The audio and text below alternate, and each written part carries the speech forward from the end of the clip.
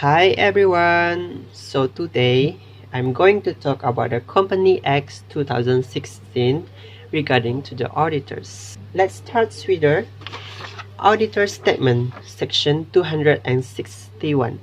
The auditor statements need to be present to the registrar regarding to the financial statement.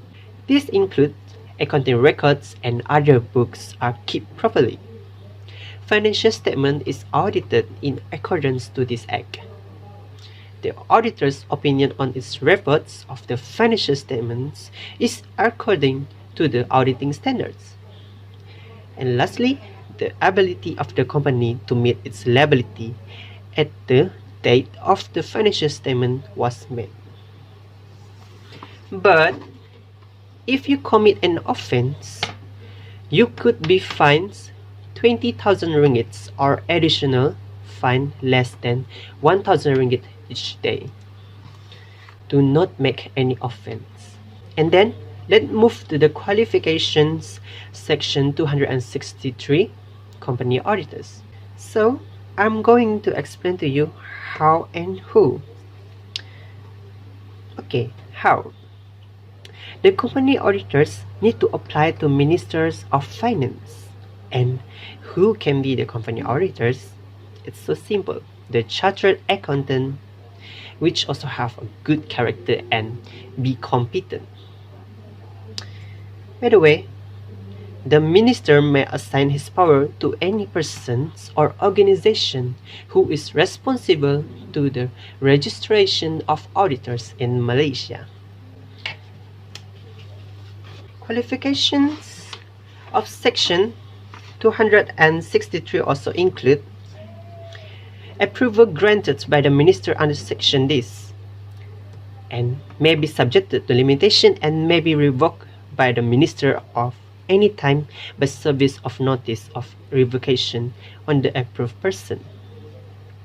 And also, approved company auditor shall be in force 2 years after date of finance, including renewal of approval, unless revoked by the ministers. So that's all for the qualification. Now, let's move to the disqualification company auditors section 264. Why they are disqualified? Because they might have this one. They give permission to be appointed as an auditors for any company, and also act as an auditors for any company. Plus, a person can prepare any report for or on behalf of a company if it is not approved, indebted to the company by virtue of section 7 amounting to more than 25,000. They also disqualified if he or his spouse is an officer, a partner, employer, or employee of an officer of the company, a partner, employee of an employee of the company, undischarged bankrupt within and outside Malaysia except with leave of court, and imprisoned 3 months or more. Now, let's talk about the duties of auditors, section 266. See what I highlight here, what and how. What is the duties of auditors?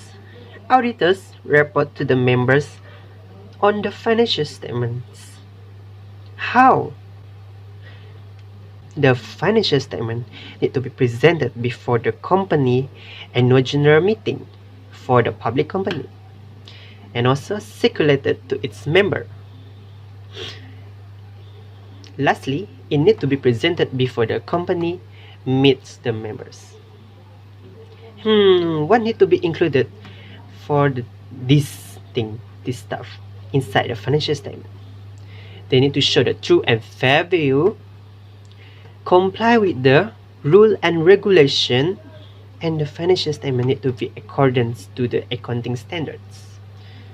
Okay, this one is about the auditors shall form opinions on obtained information. So this is the process. Firstly, they need to obtain the information so they can have the proper accounting and record keep. And then they need to show that whether the return received from officials are acceptable, and they need to make sure that the procedures and method used are appropriate.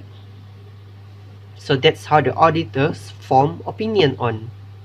Now I'm going to talk about the powers of auditors, which is the section 266.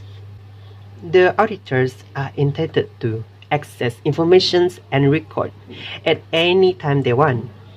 They also can require information and explanation from any officers or auditors of the company.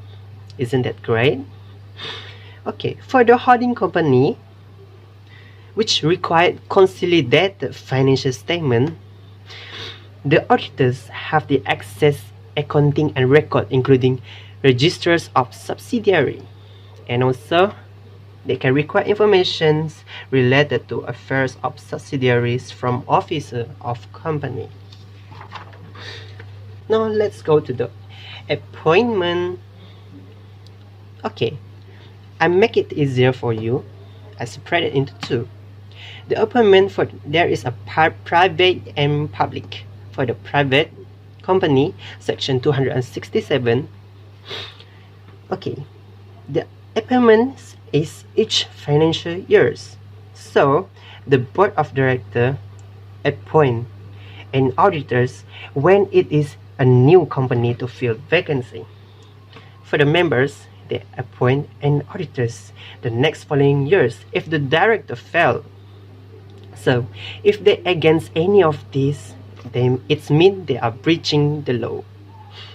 For the public company, section 271, they need to appoint an auditors before annual meeting and vacancy will be filled. But it's so different between the private and public. You can see the BOD here and BOD here, member here and member here. So for the public, the board of directors appoint an auditors for each of accounting period. And the member, they appoint by the ordinary resolution. If company failed, which means the company failed to appoint, and also the board failed to appoint any auditors regarding to the subsection 2. And now let's move to the fixing an auditor's remuneration. I'm going to talk about it, and I already make a simple diagram here, simple things. So I hope you can understand. There is a member, board, and registrar. For the member, the remuneration is fixed by ordinary resolution. For the board, it's fixed, but if not fixed by company, which means if company did not fix it, so the remuneration is fixed. For the registrar, if not fixed by company, so that's how they're going to fix it. And also the remuneration is inclusive of sum paid in respect of expenses and payment. Now I'm going to talk about the resignations, section 281. How they want to resign. They need to give written notice, and the notice subsection 1 brings to an end after 22 days from date given in the notice. I put a star says notice of resignation, section 282. You can see that the company send notice to registrar within 7 days before receive resignation notice. And number 2, commit an offense is breach. And now let's move to the right of resigning auditors, section 283. For the public company, director can conduct a general meeting for accepting the explanation. The company, the notice have been made due to the subsection 3, so every member should receive a copy of a statement. After that, the general meeting held at least 28 days from the date of notice, and then the notice with a reasonable length could be requested to its member. There is A and B here, so the A is before meeting was held and auditor's acquisitions, and before the auditor resigned or prepare to fill the vacancy. Now, let's see the resolution to remove auditors from office. Oh, you know that auditors can be removed, right? This is the sections regarding to it. The auditor can be removed at any time by any way in general meeting in accordance section 277. They need to remove the auditors, but they should not be deprived the person removed of the compensation or damage. And also, he should not be removed unless by resolution. Just like I said just now about the section 277, the special notice. This is the special notice required for resolution to remove auditors from office. You can see it back here. By any way in general meeting in accordance section 277, the auditors can be removed from the office. It's talk about a special notice. So what is this? The special notice, they have to have a copy of notice of the proposal of removing the auditors. Then they need to notice. The notice should be given to the auditors. After that, they have to make a representation within 7 days. So that's all about the special notice required for resolution to remove auditors from office. So I hope you could understand what I have said and share to you. I hope you can get it, and thank you for listening, and thanks.